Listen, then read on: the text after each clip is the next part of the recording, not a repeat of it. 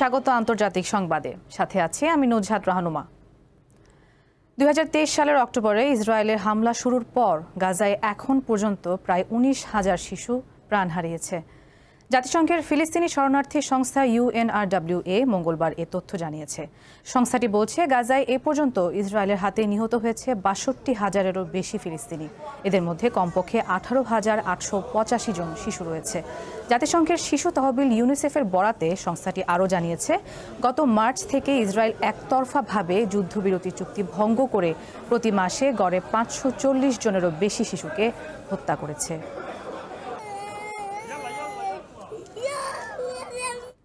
ফিলিস্তিনের অবরুদ্ধ গাজা উপত্যকার সীমান্তে বিপুল সেনা মোতায়েন করেছে মিশর। সীমান্ত এলাকায় ইসরায়েলের দৌরাত্ম্য ঠেকাতে এবং ফিলিস্তিনিদের অনুপ্রবেশের আশঙ্কা থেকে এ পদক্ষেপ নিয়েছে দেশটি। মঙ্গলবার সংবাদ মাধ্যম মিডল ইস্ট আইকে এ তথ্য জানিয়েছেন মিশরের এক সামরিক কর্মকর্তা। তিনি জানান, গাজা সিটিতে বড় হামলার প্রস্তুতি নিচ্ছে ইসরায়েল। এ কারণে গাজার মানুষ মিশরের উত্তর সিনাই উপত্যকায় প্রবেশের চেষ্টা করতে পারেন এমন আশঙ্কা থেকে সীমান্তে সেনার সংখ্যা বৃদ্ধি করা হয়েছে। তিনি আরও বলেন, উত্তর সিনাইয়ে বর্তমানে 40,000 সেনা রয়েছে, যা নির্ধারিত সেনার চেয়ে অনেক বেশি। মিশরের প্রেসিডেন্টের সরাসরি নির্দেশনায় সিনাইয়ে সেনা মোতায়েন করা হয়েছে বলে জানান ওই সেনা কর্মকর্তা।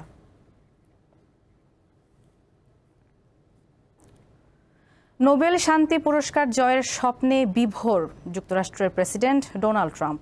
তার দাবি, দ্বিতীয় মেয়াদে দায়িত্ব গ্রহণের পর অন্তত 7টি যুদ্ধ থামিয়েছেন।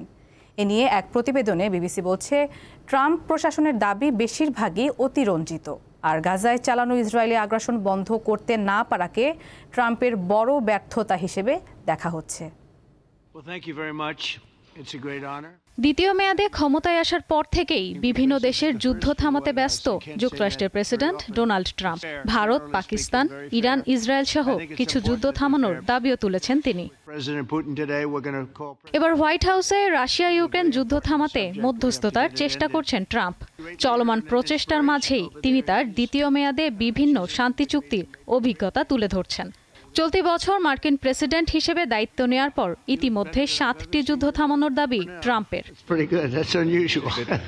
মার্কিন প্রেসিডেন্ট দাবি করেছেন, তিনি ইসরায়েল ও ইরান, কঙ্গো গণতান্ত্রিক প্রজাতন্ত্র ও রুয়ান্ডা, কম্বোডিয়া ও থাইল্যান্ড, ভারত ও পাকিস্তান, সার্বিয়া ও কসোভো এবং মিশর ও ইথিওপিয়ার মধ্যে সংঘাত মীমাংসায় গুরুত্বপূর্ণ ভূমিকা রেখেছেন।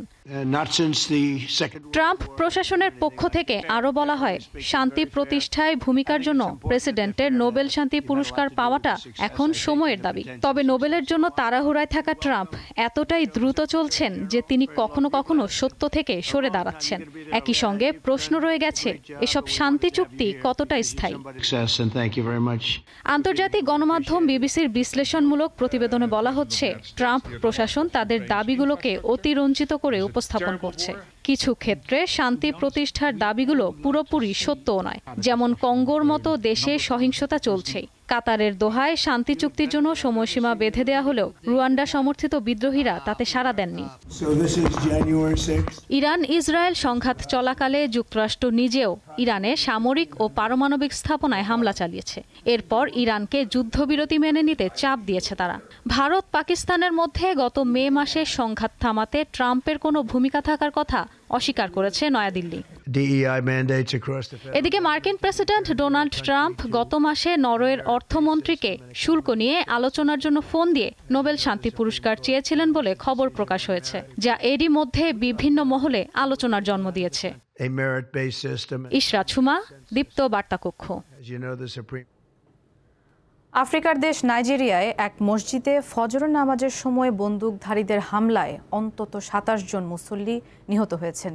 এই ঘটনায় আহত হয়েছেন আরও বেশ কয়েকজন। সংবাদ মাধ্যম আল জাজিরা জানায়, স্থানীয় সময় মঙ্গলবার নাইজেরিয়ার উত্তরাঞ্চলের কাটসিনা রাজ্যে এই হামলার ঘটনা ঘটে। মঙ্গলবার ভোরবেলায় মালুমফাশি এলাকার প্রত্যন্ত উঙ্গুয়ান মান্তাও গ্রামে মুসল্লিরা নামাজ আদায়ের জন্য মসজিদে জড়ো হয়েছিলেন। তখনই বন্দুকধারীদের এলোপাতারি গুলিতে এই হতাহতের ঘটনা ঘটে। তবে প্রাথমিকভাবে এখন পর্যন্ত কেউ হামলার দায় স্বীকার করেনি। রাজ্যের কমিশনার নাসির মোয়াজো জানান, হামলার পর উঙ্গুয়ান মান্তাও গ্রামে সেনাবাহিনী এবং পুলিশ মোতায়েন করা হয়েছে। নাইজেরিয়ার উত্তর পশ্চিম ও উত্তর মধ্য অঞ্চলে এই ধরনের হামলার ঘটনা প্রায়ই ঘটে। 4 নারীকে ধর্ষণ, পারিবারিক সহিংসতা সহ বেশ কিছু অপরাধের অভিযোগ আনা হয়েছে নরওয়ের ক্রাউন প্রিন্সেসের বড় ছেলের বিরুদ্ধে। 1 বছর ধরে পুলিশি তদন্তের পর এই অভিযোগের কথা জানিয়েছে দেশটির প্রসিকিউটর। 28 বছর বয়সী মারিয়াস বোর্গ হৈবি নরওয়ের ক্রাউন প্রিন্সেস মেটে ম্যারিটের ছেলে এবং সিংহাসনের উত্তরসূরি ক্রাউন প্রিন্স হাকনের সৎ ছেলে। অসলোর আইনজীবী স্টারলা হেনরিক্সবো জানান, হৈবি আগামী বছরের শুরুতে বিচারের মুখোমুখি হবেন। তিনি এসব অভিযোগে দোষী সাব্যস্ত হলে 10 বছর পর্যন্ত কারাদণ্ড হতে পারে।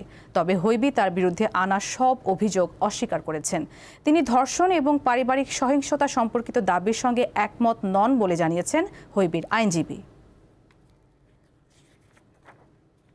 উত্তর আমেরিকার দেশ মেক্সিকোতে 6টি দেহ থেকে বিচ্ছিন্ন অবস্থায় মাথা উদ্ধার করা হয়েছে। দেশটির মধ্যাঞ্চলে একটি সড়ক থেকে মাথাগুলো উদ্ধার করেছে স্থানীয় পুলিশ। বিবিসি জানায়, স্থানীয় সময় মঙ্গলবার ভোরে মাথাগুলো পুয়েবোলা ও তলাক্সকালা প্রদেশের মধ্যে সংযোগকারী একটি সড়কে পাওয়া যায়। পুলিশ এখনও হত্যাকাণ্ডের কারণ ও কোন অপরাধী গোষ্ঠী এর পেছনে আছে তা জানায়নি। স্থানীয় গণমাধ্যমগুলো বলছে, ঘটনাস্থলে একটি কম্বলে প্রতিদ্বন্দ্বী গোষ্ঠীগুলোর উদ্দেশ্যে হুমকি লেখা ছিল। বার্তাটি লা বারেদোরা নামে সই করা ছিল। পশ্চিমাঞ্চলীয় গুয়েরেরো প্রদেশে এ নামে একটি ছোট অপরাধী সংগঠন সক্রিয় থাকলেও হত্যাকাণ্ডের সঙ্গে তাদের সংশ্লিষ্টতা আছে কিনা তা স্পষ্ট নয়।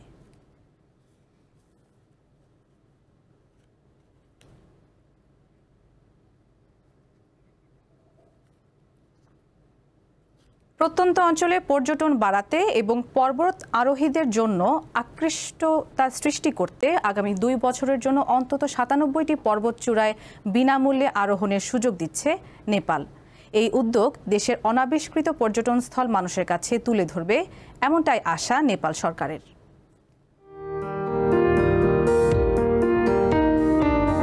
হিমালয়ের অপরূপ সৌন্দর্য ও রোমাঞ্চকর অভিযানের জন্য বিশ্বজুড়ে খ্যাত নেপাল।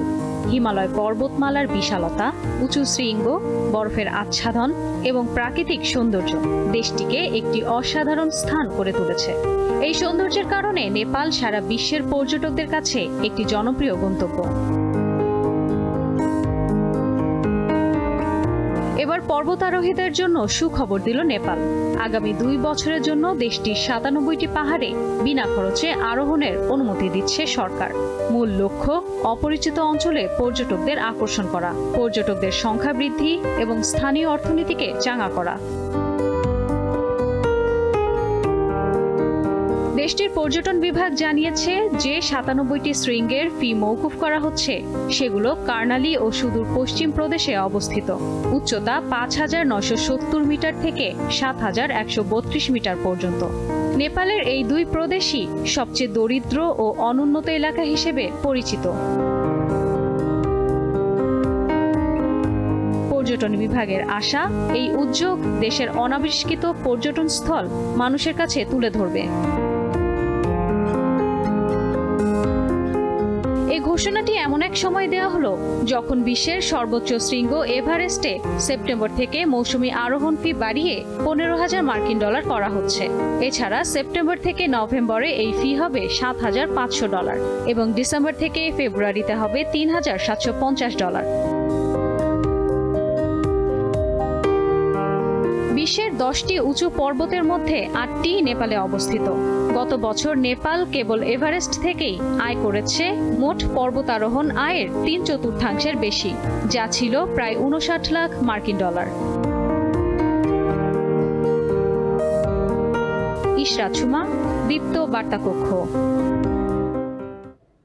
দর্শক, শেষ করছি দীপ্ত আন্তর্জাতিক সংবাদ। পরবর্তী আয়োজন বিকেল 5টায় জেলা সংবাদ দেখার আমন্ত্রণ। এছাড়া তথ্য ও বিনোদনের অন্যান্য খবর পেতে যুক্ত থাকুন দীপ্তর ডিজিটাল প্ল্যাটফর্মগুলোতে। ধন্যবাদ সবাইকে।